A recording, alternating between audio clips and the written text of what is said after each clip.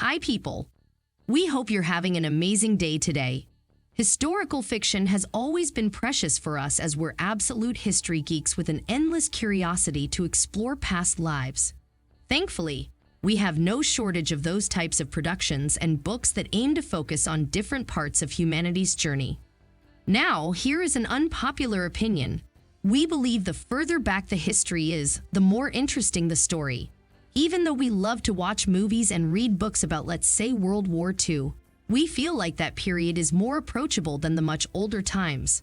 Thus, whenever we see a show about, for instance, the Middle Ages, our hearts start to beat faster.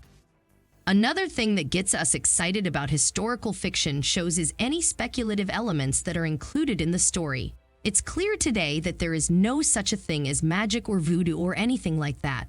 But in the past, and even today, humanity has been willing to believe in those things and even spent lots of time and effort to discover such things. Therefore, there are lots of legends, fairy tales, and local rumors in all corners of the world, inspiring the authors and producers of our era to come up with some really exciting stories. One of those stories has been Outlander, a novel that was initially written back in the 1990s and still captivating millions of audiences across the world to this day. The novel series is written by Diana Gabaldon, whose debut work solidified her name as one of the brightest authors of our era. When she initially came up with the idea of Outlander, Gabaldon had never been to Scotland, had no information about the region, and only a little knowledge about the history of the land.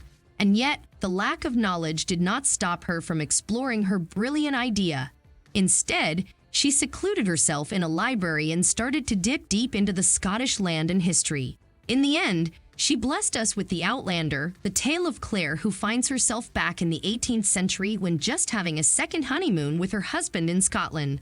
This magical situation doesn't make any sense to her, but she is left with no choice but to fit into the life in the era and gets involved with a handsome Scottish man named Jamie.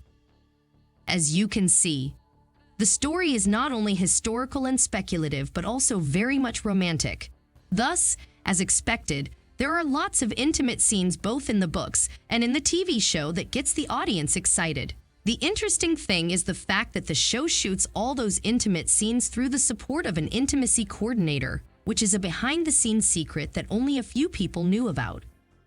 Okay, to be frank, until season 6, there wasn't any intimacy coordinator in Outlander.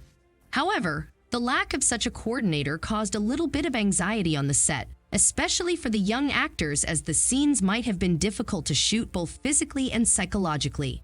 So, the showrunners found the solution by getting a coordinator to organize everything and form a safe environment. In a way, the involvement of Vanessa Coffey changed everything. She describes her vision for the intimate scenes in the series as follows.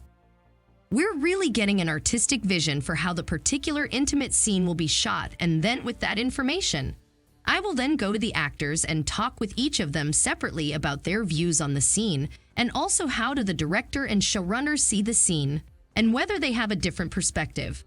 We then generally come together to have a conversation at the finish as a group, so that we're all on the same page."